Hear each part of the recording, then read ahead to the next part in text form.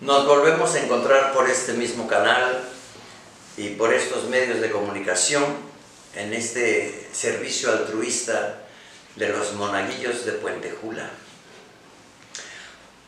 Pues entrando en el tema, en primer lugar, permítanme expresarles mis mejores deseos en este año 2022 que estamos iniciando. Para ustedes, sus personas, sus familias, sus bienes, sus trabajos, sus economías, en fin, ¿verdad? Que aunque las cosas son difíciles, en la providencia de Dios esperamos siempre su asistencia y su misericordia. Que el Señor les bendiga abundantemente. Hemos pasado ya las grandes fiestas de esta época, empezando por el nacimiento de nuestro Señor Jesucristo. En la sencillez de un lugar donde se guardaban los animales, como ya lo hemos meditado, pero ahí hay una manifestación, ¿verdad?, muy importante que vienen de parte de las voces del cielo, diría yo, ¿verdad?, el ángel que se le hizo presente a los pastores, anunciando la gran noticia de que el Mesías había nacido entre nosotros. Cumpliéndose así el gran misterio de la encarnación del Hijo de Dios, cumpliéndose todas las profecías, ¿verdad?, sobre todo la de Isaías: una virgen concebirá y dará a luz un hijo, a quien le pondrán el nombre de Emmanuel, que quiere decir Dios con nosotros. Bien, inmediatamente celebramos también la maternidad de la Virgen María, el día primero. Celebramos el fin de año, celebramos la Sagrada Familia. Posteriormente, ¿verdad?, acabamos de celebrar la fiesta de los Reyes Magos, decimos, ¿no? Los Reyes Magos, pues dice la expresión Reyes venidos del Oriente. Pues se consideraba el Oriente casi en todas las direcciones, porque el mundo conocido en ese entonces era muy pequeño, y se supone que es una manifestación de Dios a la cual se le dio el nombre de Epifanía. ¿Qué sucede cuando Jesús niño, como el Mesías, ha nacido, el Rey de Israel? Por una parte, Herodes se sobresalta con todo el pueblo, se llena de envidia, va a buscar al niño para matarlo, se siente burlado por los magos que vinieron del Oriente, se enfurece, etc. Y por otra parte encontramos la presencia de estos personajes que han dejado todo para ponerse en camino al encuentro del que ha nacido. Dejar todo para ir al encuentro del que ha nacido es una expresión muy fuerte que incluso nos sigue hablando hasta la fecha, dejarlo todo. Y ese todo pues implica sobre todo una mala vida, una situación de pecado, de pasiones, de apegos a las cosas materiales, al dinero, qué sé yo. Bueno, pues dejándolo todo fueron a buscar al Rey de Israel que ha nacido. Ya sabemos que le ofrecieron oro, incienso y mirra, tres regalos muy significativos. Oro, porque lo reconocen como rey, ellos mismos lo dijeron: venimos buscando al Rey de Israel que ha nacido, vimos surgir su estrella. Como hombres estudiosos, dedicados y al mismo tiempo creyentes de lo que significaban los lenguajes del cielo. Una estrella que en este caso es sobre todo la luz de la fe, es por la fuerza de la fe, por lo cual buscamos al Salvador. Sin la fe no entenderíamos nada de eso. La luz de la fe nos guía hasta donde está el que ha nacido, el Mesías, como fue anunciado. Le ofrecieron también el incienso, reconociéndolo como Dios, y lo adoraron. Ese es un detalle evangelizador muy importante, que incluso para nosotros en México y en América, los primeros evangelizadores se valían a base de imágenes y de representaciones de autos teatrales para hablarnos de lo que significaba todo aquel misterio tan lleno de belleza que nos cautiva. La simple narración nos hace entrar dentro de aquel mundo tan maravilloso, y desde que somos niños conocemos estos relatos de la llegada de los Reyes Magos. Le trajeron también mirra, reconociéndolo no solamente como hombre, sino al mismo tiempo para expresar la misión amarga, porque la mirra es una esencia amarga que se usa hasta la fecha en la medicina, pero que en aquel entonces era para embalsamar cadáveres.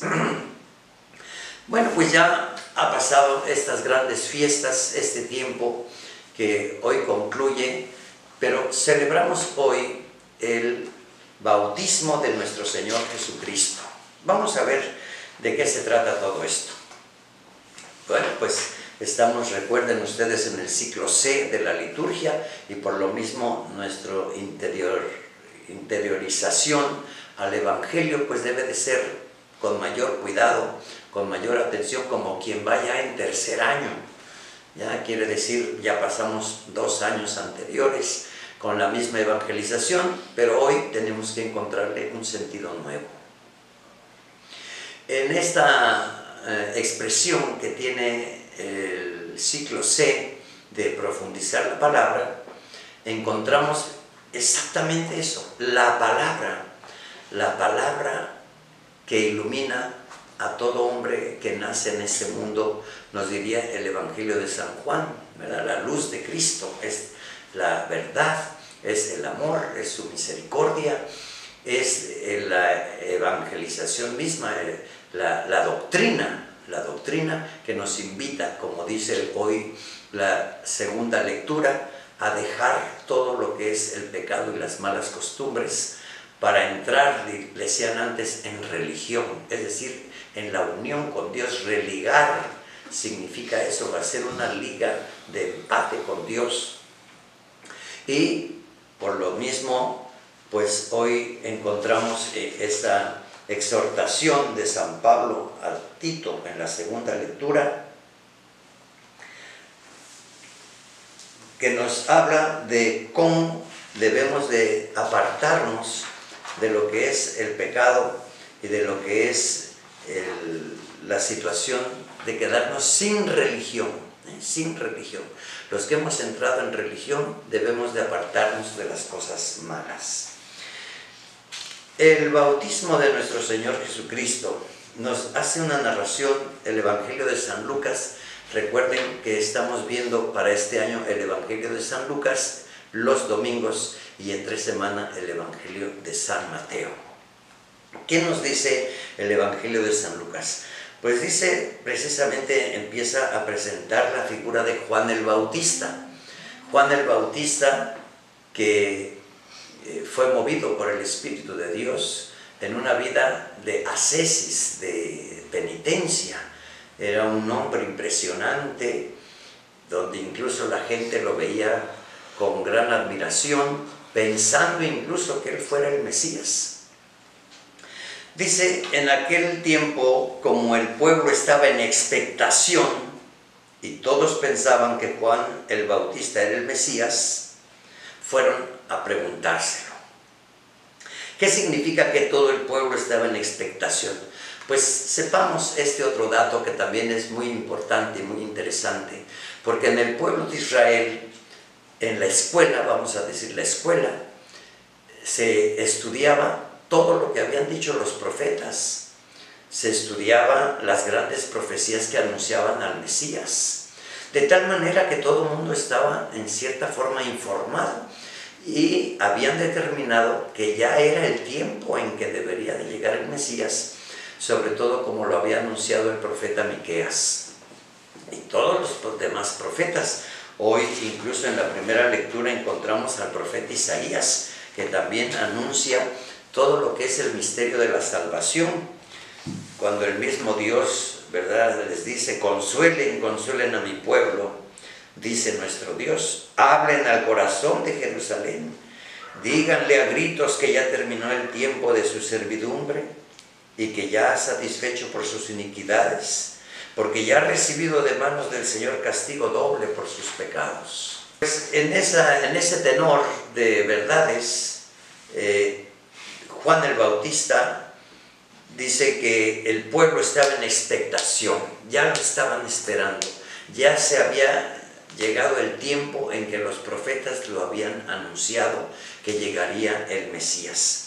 Viendo a Juan el Bautista como un hombre asceta de purificación, un hombre de virtud, un hombre que trae una expresión llena de sabiduría y de verdad, y que va exhortando al pueblo a que cambien de vida para que reciban precisamente al Mesías. La gente en un momento dado entra en cierta confusión. ¿Será este el Mesías? Pero Juan lo sacó de dudas diciéndole: es cierto que yo bautizo con agua, pero ya viene otro más poderoso que yo, a quien no merezco desatarle las correas de sus sandalias. Esta expresión la conocemos, creo que todos los que desde niños fuimos catequizados, evangelizados, que es una frase muy propia de Juan el Bautista para desmentir o sacar de su error al pueblo, ya que el pueblo pensaba que él era el Mesías. No, yo no soy el Mesías, les decía. Atrás de mí viene alguien que es mucho más grande que yo. Yo ni siquiera soy digno de desatarle la correa de sus sandalias. Bueno, pues Juan fue muy franco, muy claro. Ya en los otros textos incluso nos dice que él era simplemente la voz que anuncia en el desierto para preparar los caminos del Señor.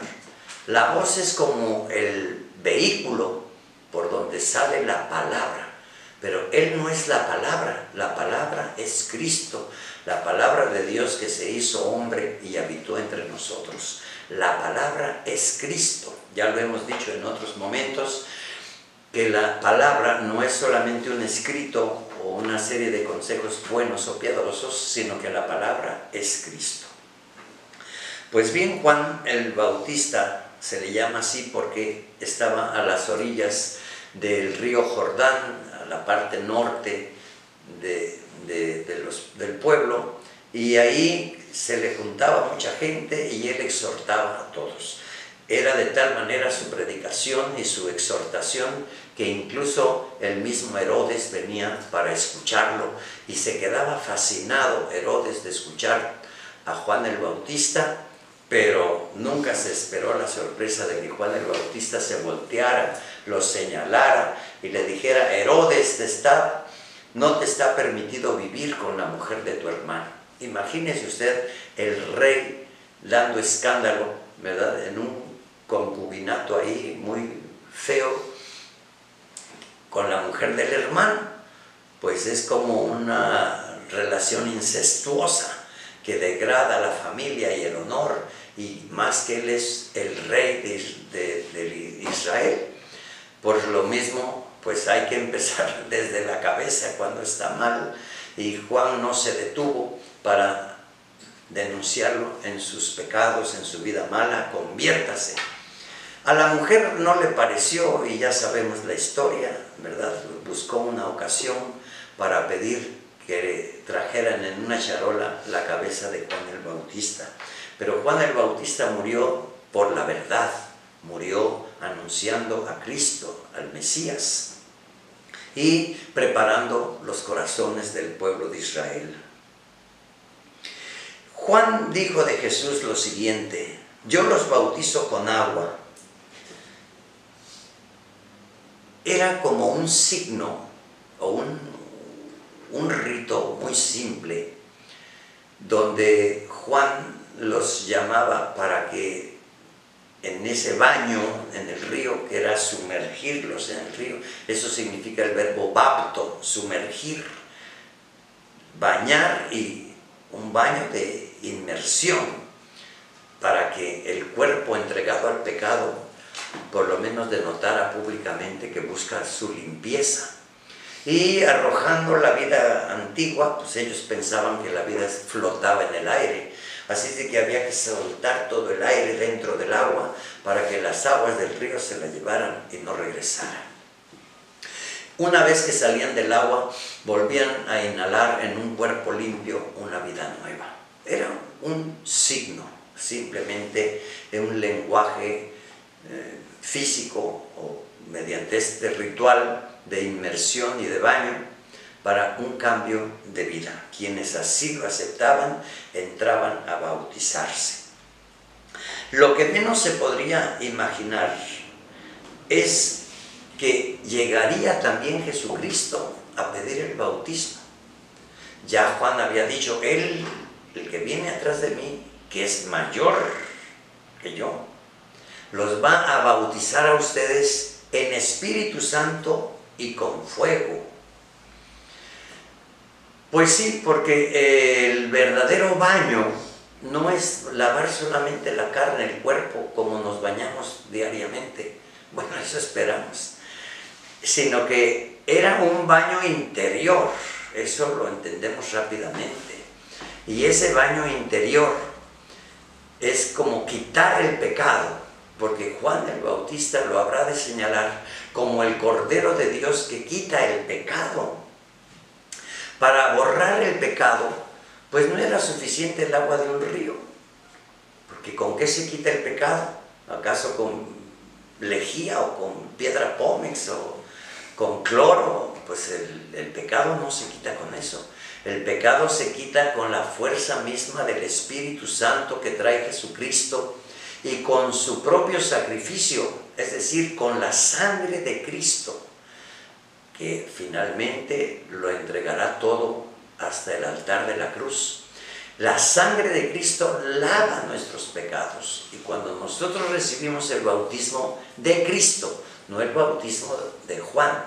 Aquí hay un grave error a veces, sobre todo con nuestros hermanos separados, que también se llaman cristianos, pero ellos quieren representar el bautismo de Juan. Error, aquí lo está diciendo el Evangelio de San Lucas. Ese es un bautismo significativo, pero el verdadero bautismo es el que da Jesucristo. ¿Cuál es el bautismo que trae Jesucristo?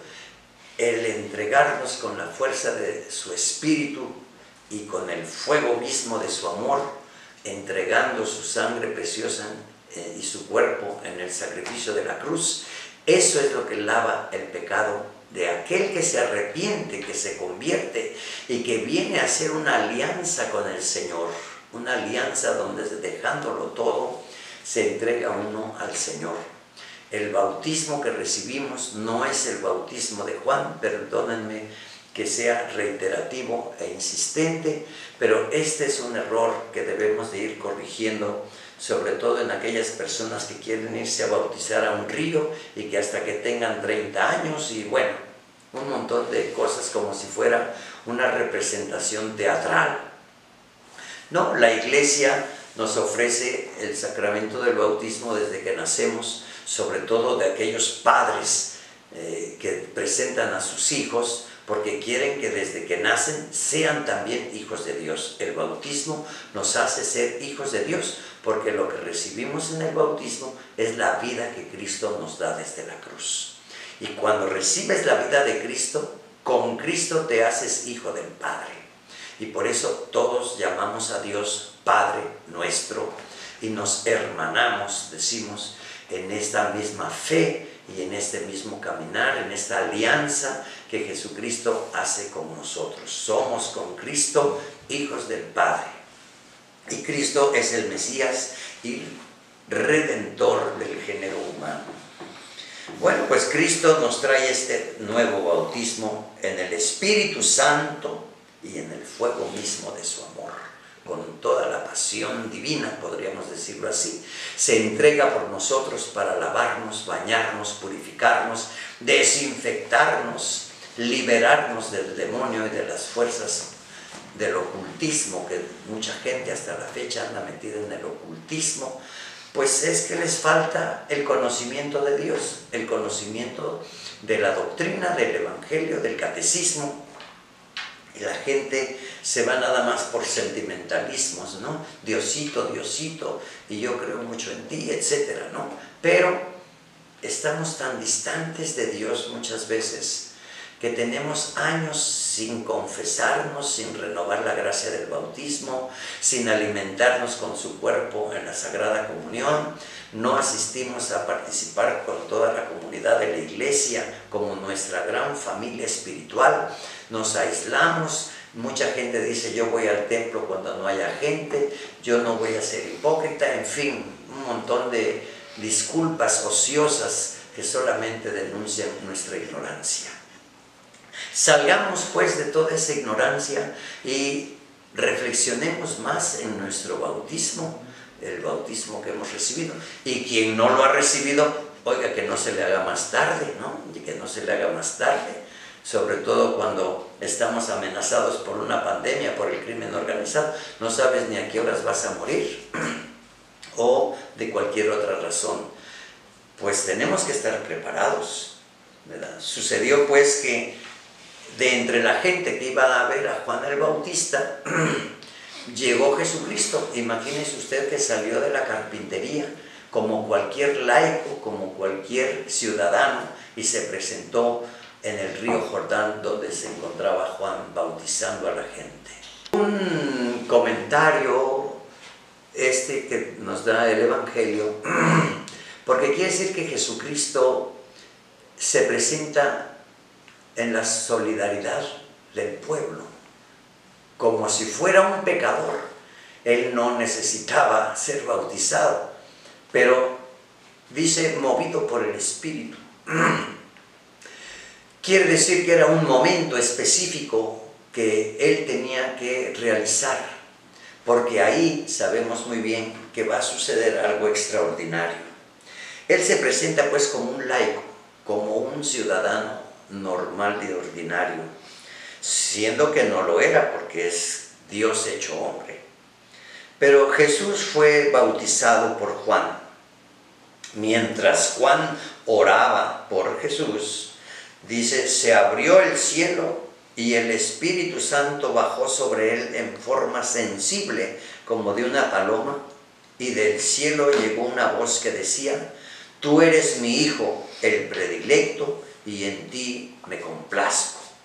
Vamos a ver, estas palabras son muy fuertes, que a veces las dejamos pasar ahí como si fuera un cuentecito, y a veces hasta mal entendidas, porque pensamos que el Espíritu Santo se hizo presente en la figura o en la forma de una paloma.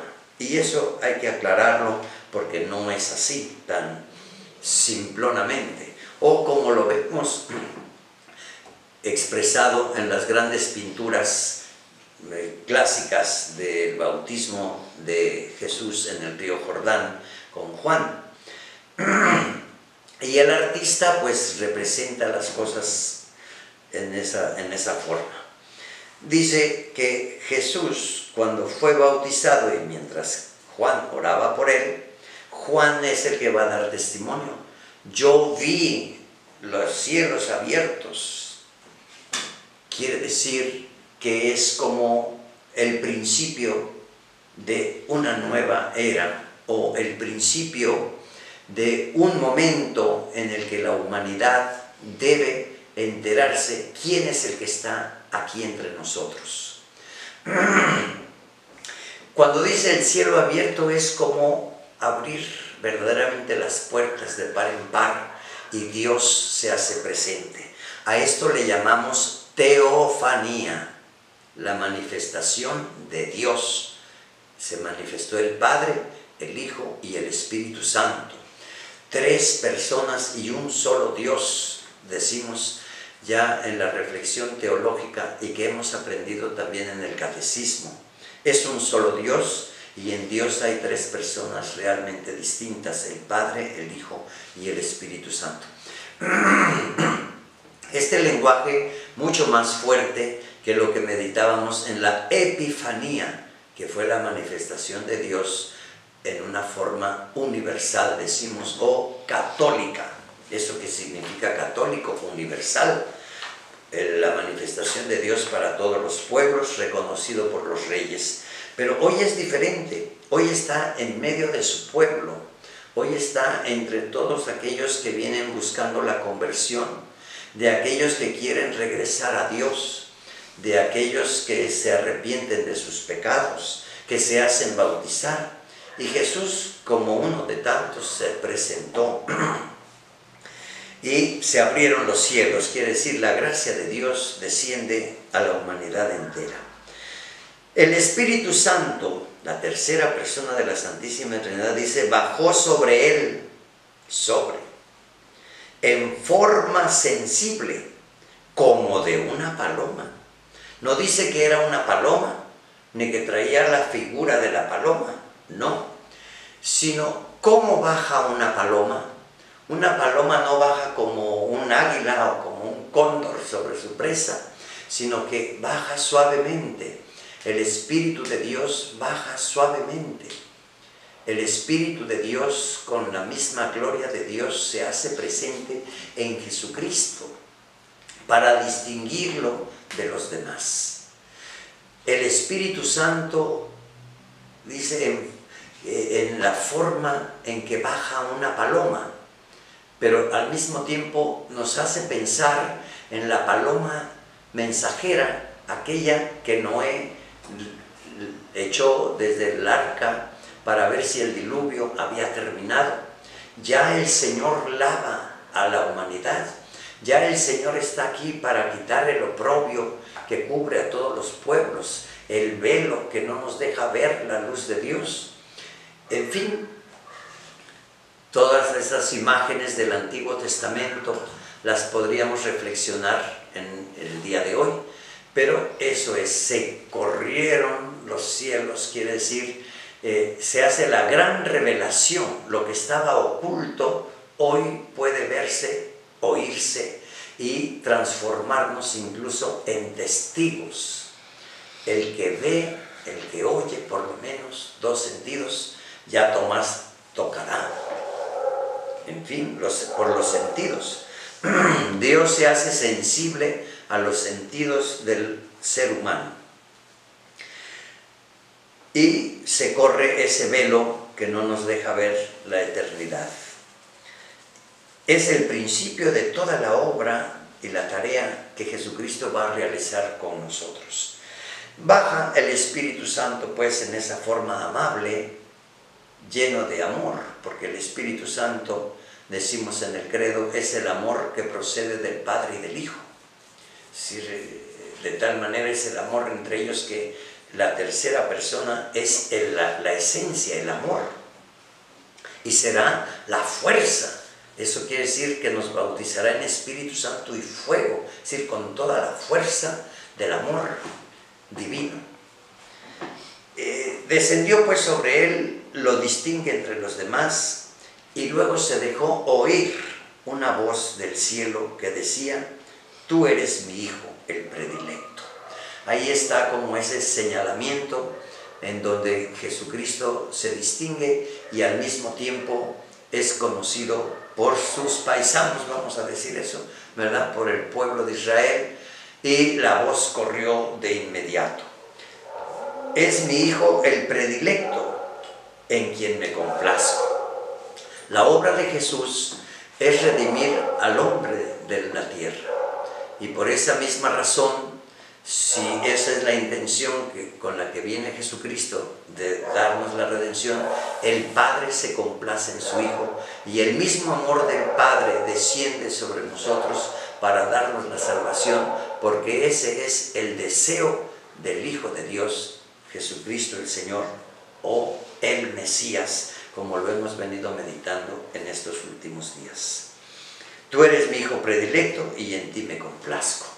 Quedémonos con esa pequeña reflexión, queridos hermanos, que nos ayuda a entender un poquito más estas palabras que a veces pasamos de corrido o decimos ya me lo sé, que además está mal dicho, ya me lo sé, pues no, ya lo sé, sin el melo, ya lo sé, pero mucha gente dice ya me lo sé. Bueno, ojalá que no solamente memoricemos estas palabras, sino que vayamos a entenderlas cada vez más, que cada día entendamos más lo que fue el bautismo de Jesús, quién es Jesús el predilecto, cómo el Padre se complace en él, el gran deseo de Jesucristo por salvarnos La complacencia del Padre es darnos la salvación por el sacrificio que Jesucristo presentará en favor nuestro. Pidámosle a la Santísima Virgen María y al Señor San José, no se nos olvide, que todo este gran regalo que nos trae Jesucristo nos ayude a renovar el bautismo que hemos recibido tal vez desde niños en los brazos de nuestros padres y padrinos que nos presentaron al templo a muy buen edad.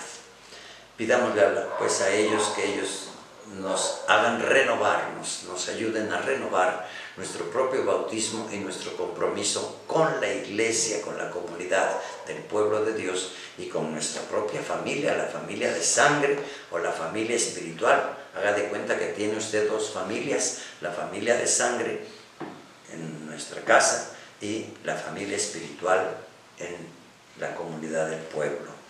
No nos apartemos de nuestras familias, no sea que andemos errantes y quedemos incluso despersonalizados por no vivir con nuestra familia.